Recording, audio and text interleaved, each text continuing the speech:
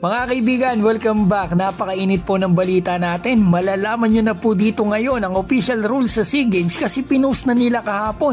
Nakialam na din po kasi ang FIBA. At si Greg Slaughter gustong maglaro dito. Mga kaibigan, nagsabi na kay Coach Norman. Ang masasabi ko, napakalaki ng chance niya dahil binago ang rules.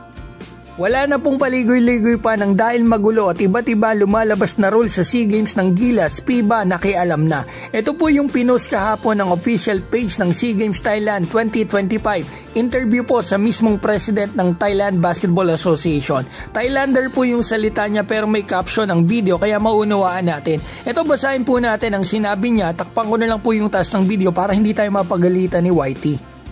Now, for SEA Games Basketball, there's something new. Both FIBA Asia and FIBA World. So nakailam na talaga mga kaibigan, pumasok na sila dito sa SEA Games. Nakasulat dito, basahin natin, don't worry, 1 minute lang to. FIBA have asked Thailand to set a new standard. So nagsabi ang FIBA sa kanila mismo about dito sa rules. For the first time, every player registration and every regulation, so medyo mabagal, no words, 1 minute lang po ito, will be run through the FIBA system. So FIBA rules ang gagamitin at ipapatupad dito sa SEA Games mga kaibigan.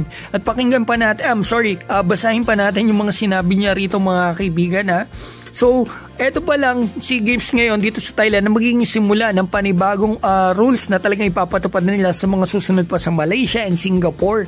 So, yan nga yung FIBA rule na ang gagamitin. Dati kasi maluwag, hindi may pet, basta may passport ka o ganon, makakalaro kahit naturalized. So, ngayon, mula dito sa Thailand, patungo doon sa 2027 sa Singapore at Malaysia 2029 na SEA Games, eto na, FIBA rule na talaga ang ipapatupad. So, yan, player eligibilities, referees, technical standards will all follow FIBA global regulations.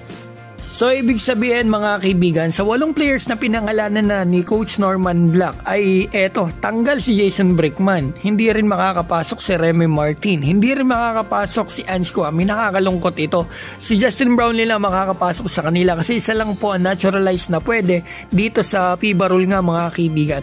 Ang magandang balita naman, eto si Greg Slaughter na interview na nakaraan sa PBA ay talagang nasabi po niya ang kanyang kagustuhan na gusto niya maglaro dito sa Gilas, Pilipinas sa SEA Games. At nakapagsabi na po siya kay Coach Norman Black. So, mas lumaki yung chance ni Greg Slaughter makalaro dito nang dahil nga po binagong rules. So, marami yung hindi makakalaro, especially yung big man natin sa Ange Kouame. At kulang tayo sa big man, sinabi rin po yan ni Coach Norman Black.